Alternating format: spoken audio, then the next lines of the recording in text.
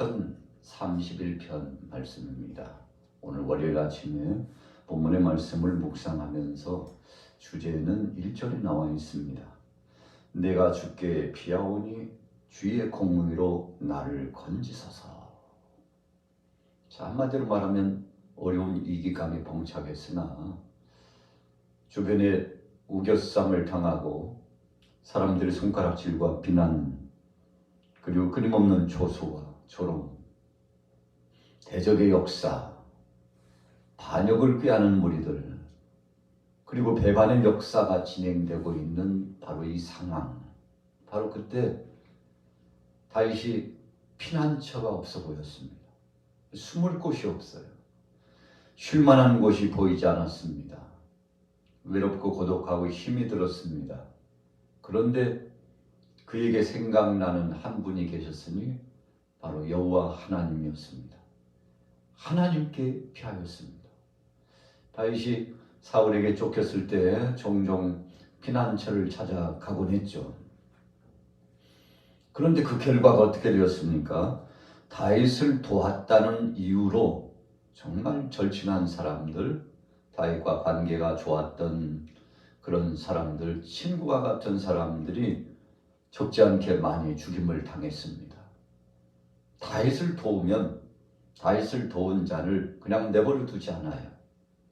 사울의 이 적대적인 역사 때문에 다윗을 도우려고 했던 사람들도 이제 주춤거리기 시작합니다. 다윗은 더 고독하고 힘겨운 여러 가지 혼란과 고통을 당하게 되었습니다. 그때 의지할 사람 없고 의지할 곳 없을 때 하나님 앞에 나가서 부르짖어 기도하고 하나님만이 나의 도피성이요 하나님만이 나의 피난처가 되시고 내 삶에 있어서 안식처가 되시고 주님이 나의 반석이요 요새가 되시고 산성이 되신다고 하나님 앞에 다 맡겼습니다. 여러분, 우리가 어려움을 당하면 바닥이 보인다. 이 발에 바닥이 닿았다. 그런 표현을 합니다만 오늘 다윗이 시편 31편 가운데 그 처지가 그런 상황에 직면했습니다. 그런데 그때 다윗이 하나님께로 도피한 것입니다. 주님, 여기가 바로 도피성입니다. 피난처입니다. 주님께서 공의로 판단하옵소서. 자, 1절 후미해 보세요. 나를 영원히 부끄럽게 하지 마시고 주의 공의로 나를 건지소서. 자, 부끄럽다고 하는 것은 잘못이 가려지는 데 있어서 수치심을 당하고 모욕을 당하며 정당하지 않은 바른 재판이 이루어지지 않음으로 말미암아 모함을 당하고 위기감에 봉착했다는 사실입니다. 그렇게 되면 자신의 체면이 말이 아니에요. 자기 자신에 대한 입지가 완전히 꺾어지고 파산해집니다. 그래서 세상 사람들의 재는 자와 줄은 잘못될 수 있습니다. 오판을 할 수도 있고 오해를 할 수도 있을 뿐만 아니라 어떤 때는 의도적으로 괴롭히고 공격할 수가 있었죠. 그러나 하나님의 저울은 그렇지 않았습니다. 하나님의 판단은 모든 것이 정직하고 공의롭고 그래서 하나님 영광을 드러내시기 위해서라도 바른 판단을 해 주신다는 것입니다. 자, 2절 말씀해 보세요. 내게 귀를 기울여 속히 건지시고 내게 견고한 바위와 구원하는 산성이 되소서. 여러분, 헌산 줄령이 있으면 그 산을 오르는 데는 굉장히 힘듭니다. 그러나 적들을 피해서 요새와 같은 그 산성에 숨게 되면 참 처나없는 그 요새 안에서 안식을 누리게 됩니다. 오를 때는 힘들었지만 그 위에서 아래쪽을 향하여 공격하기에는 그 수단이 참 좋습니다. 그래서 산성 자체가 자기 자신을 보호해 주는 것이죠. 오늘 다윗이 하나님에 대해서 그렇게 생각을 했습니다. 하나님께서 친히 산성이 되시고 반석이 되시고 요새가 되시고 나를 지켜주시는 반석과 같다고 하는 고백을 했죠. 바로 그것이 3절 아닙니까? 주는 나의 반석과 산성이시니 그러므로 주의 이름을 생각하셔서 나를 인도하시고 지도하소서. 여기서 우리가 주목해야 될 내용은 3절 중반절에 주의 이름을 생각하셔서, 주의 이름을 생각하셔서. 모세도 애굽에서 탈출해서 가나안 땅까지 가는 백성들을 이끌고 가면서 백성들이 참 인간적인 생각과 육신적인 마음을 갖고서 하나님 뜻대로 살지 못했습니다. 광야 40년 동안 빙빙 돌면서 고통과 고난을 당했죠. 사실은 백성들의 죄 때문입니다. 또 모세 자신의 약한 죄 때문입니다. 하나님께서 진노하셔서 백성들을 진멸하려고 하셨을 때 모세가 하나님 앞에 중보 기도를 합니다. 하나님 여호와의 이름이 이방 사람들이 생각할 때에 어떻게 생각하겠습니까? 자기 백성들을 애굽에서 탈출시키더니 광야에서 짓밟고 죽이려고 이끌었다고 그러지 않겠습니까? 그러니 한마디로 말하면 하나님 영광, 하나님의 이름이 만천하에 그 명성이 떨쳐지고 욕되게 되지 않게 해서라도 하나님 이 백성들을 용서해 주옵소서. 외세 세력들이, 이방 잡족속들이 얼마나 능욕하며 조롱하겠습니까? 그러니 이 백성들을 불쌍히 여겨주시고 하나님 용서하여 주옵소서. 자, 그렇게 기도해도 하나님께서 꼼짝도 하지 않으셨죠. 그때 모세는 하나님 앞에 또 기도합니다. 하나님, 생명책에서 저의 이름이 지워진다 할지라도 괜찮으니 그렇게 해서라도 저 백성들이 하나님 앞에 용서받을 수 있다면 저들을 구원하시고 긍휼히 여겨달라고 여러분 모세가 하나님 앞에 간절히 부르짖어 기도합니다. 자, 이때 모세의 기도는 하나님의 명성이, 하나님의 이름이 손상되지 않고 영광을 받으시고 찬양과 경배를 받으시오며 정말 죽을 수밖에 없는 우리, 심판받아 마땅한 우리를 구원하셨다고 주님 찬양과 경배를 받으셔야 되지 않겠습니까?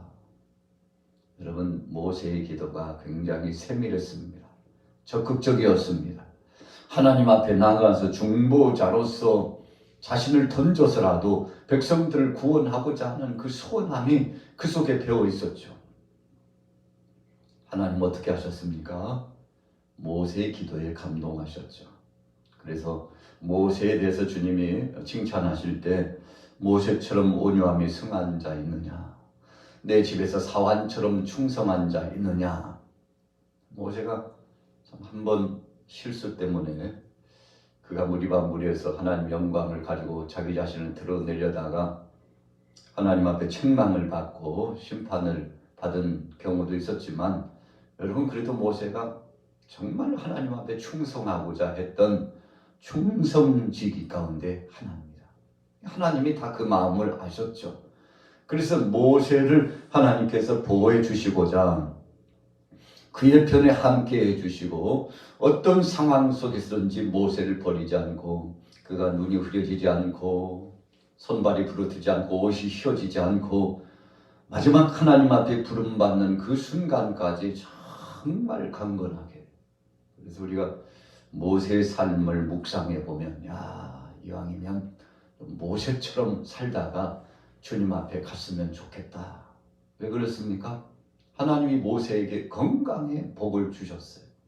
여러분, 우리가 물질의 복도 중요하고 명예나 권세의 복도 중요하지만 정말 중요하다고 생각하는 거 있잖아요. 주님 건강하게 사역을 감당하고 정말 주님 앞에서 온전한 정신과 온전한 영력과 하나님이 주신 강력한 파워, 힘을 가지고 사역하다가 헛되고 못된 것에 빠지지 않고 정말 주님 영광을 위하여 하나님 앞에도 인정함 받고 사람들 앞에서도 칭찬받는 잘 나가다가 중도에 하차하고 파산하는 배처럼 되지 아니하고 끝까지 올인할 수 있는 믿음, 그런 믿음의 사람 되기를 원합니다. 오늘 월요일 아침에 여러분들도 그런 기도 제목이 있어지고 응답되었으면 좋겠습니다. 오늘 다윗은 여러 가지 참 어려움 많이 겪었습니다만, 그러나 그 어려움 속에서도 나의 피난처가 되시고 도움이 되시고 반석이 되시고 요새가 되시며 산성이 되신 하나님, 그 하나님을 찬양하고 하나님 앞에 경배했습니다. 주의 이름을 생각하셔서 나를 인도하시고 지도하소서.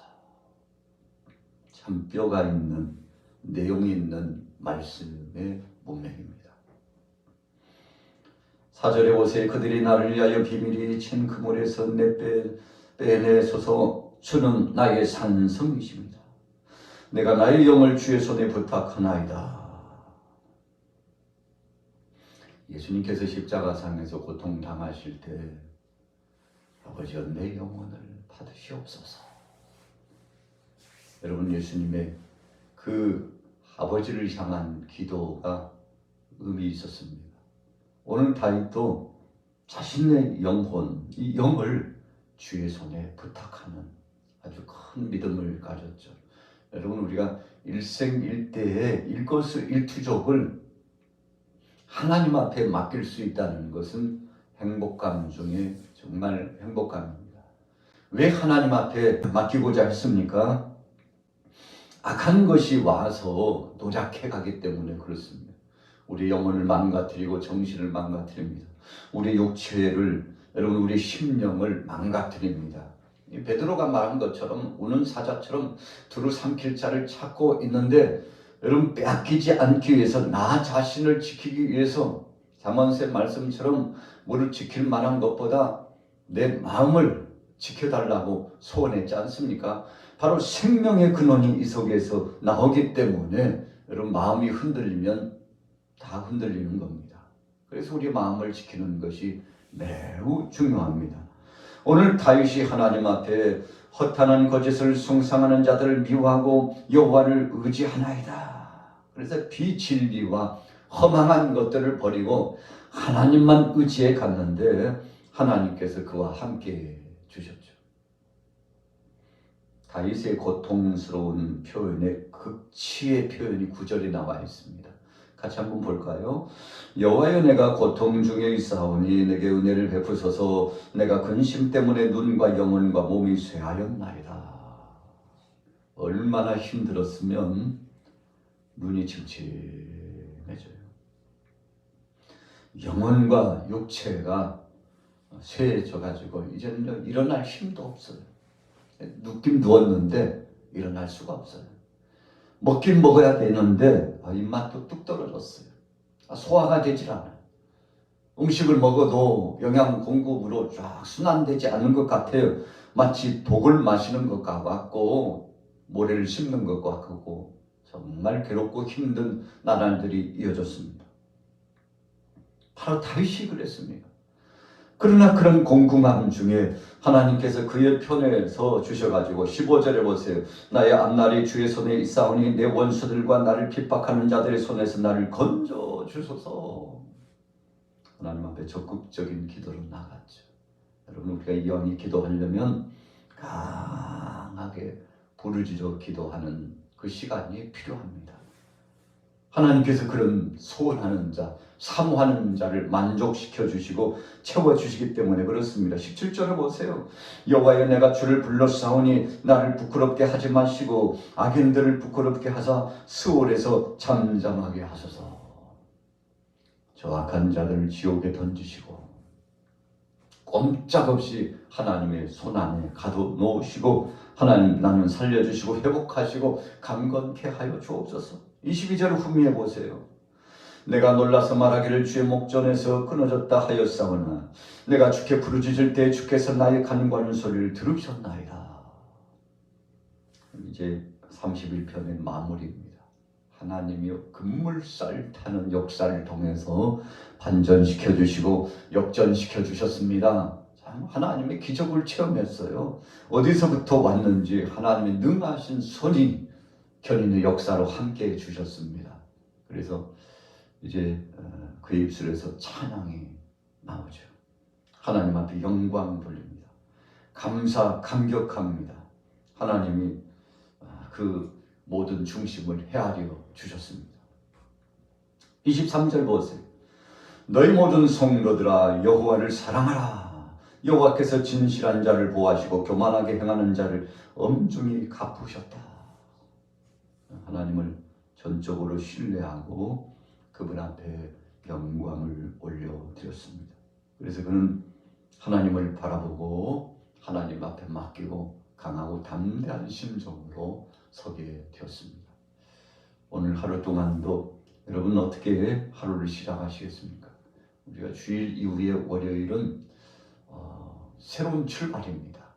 하나님께서 엮어 주셔서 새로운 재창조적인 역사로 더하여 주시는 참 소망 있는 하루입니다.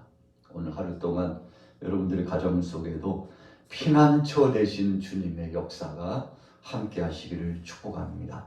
여러분 무엇보다도 하나님이 그 공의로 주님의 공의로 역사해 주시면 괜찮습니다. 걱정할 거 없습니다. 두려워할 필요 없습니다. 하나님이 다 판단하시고 헤아리시기 때문에 여러분 우리가 상상할 수도 없는 것까지도 하나님은 추스리시고 판단하시고 결정하시고 결과물을 선물로 주십니다. 왜 그렇습니까? 하나님 살아계신 하나님이요 공의의 하나님, 사랑의 하나님이시기 때문에 자비의 하나님이시면서도 진리 안에서 역사하시는 분이기 때문에 그렇습니다. 그래서 우리가 요셉처럼 하나님 앞에 떳떳하고 정말 바르게 정직하게 고람되어 신앙으로 살아갔다면 두려워할 거 없습니다. 하나님이 다 알아서 역사해 주시고 하나님께서 갚아주시기 때문에 우리는 그런 진상을 경험하게 됩니다. 시편 23편의 말씀처럼 사망의 음침한 골짜기로 갔지만 해를 두려워하지 않아요. 여호와께서 다 갚아주시고 진상을 차려주실 것을 기대했기 때문에 그러지 않았습니까? 오늘 하루 여러분들 기대하셔도 괜찮습니다. 주님 앞에 맡기고 힘있게 오늘 하루도 승리하시기를 예수님의 이름으로 축원합니다.